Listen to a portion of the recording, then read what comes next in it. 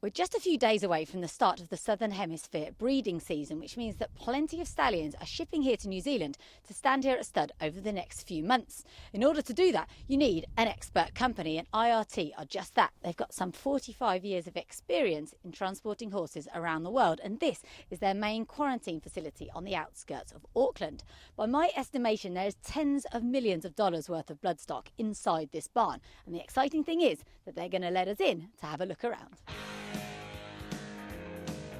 IRT is truly worldwide, with offices in Australia, New Zealand, the UK, Germany and the USA.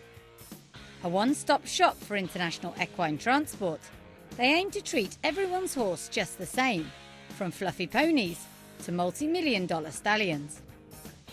At the time of our arrival, the Southern Hemisphere breeding season is just about to get underway, so the main barn is home to a few familiar faces, all of whom are about to head out to stud, as director David Cole explains. It's a company that's been built up over the last 45 to 50 years, and basically there's not too many places we don't ship to, really. And it's very nice of you to let us have a look inside, which is quite rare for this sort of facility, but I can see why. Beautiful, spacious barn, the stallions have loads of room, it's great. Yeah, no, it's a purpose-built facility. Yes, it's okay to come in now because everything's been cleared, and the horses are obviously leaving first thing tomorrow morning to go to their respective farms for their breeding season. So it's a facility that's now probably 3 years old, and it serves its purpose well. Just tell us a little bit about the rules that are in place. So when the stallions come here for the Southern Hemisphere season, they need to do 14 days? Correct. So once they arrive at Auckland Airport, they come directly to the facility, to the transitional facility, and they're required to do 14 days post-arrival quarantine, where they undergo some testing, some blood testing and some nasal testing to make sure that the main disease we're trying to keep out of here is equine influenza. So once those tests are free, once those tests are clear, the horses are really free to go. That testing is done basically 5 days after the horses arrive. They've already had these tests done in the pre-export quarantine, which is 21 days in the UK or in the United States, depending where they're coming from. So everything's usually all pretty clear. So with these fellas, everything is fine. Yeah, they all look absolutely great as well. And I suppose for your clients, they need to be able to take them straight out of here and really show them to potential breeders a couple of days after. So they need them to be looking tip-top. Oh, they do. And most horses, when they travel, usually lose a little bit of condition, no matter whether they're stallions or any horse. And I would think that these horses on a big journey from the United Kingdom would probably lose anything from sort of 15 to 20 kilos coming down. But then they let themselves down and they get into a routine here and they get fresh grass and they've got consistent hay and getting fed twice a day. And, you know, it's like a little bit of a holiday before they get into their next part of their journey, which is obviously serving for the next 3 to 4 months before they venture back to the Northern Hemisphere.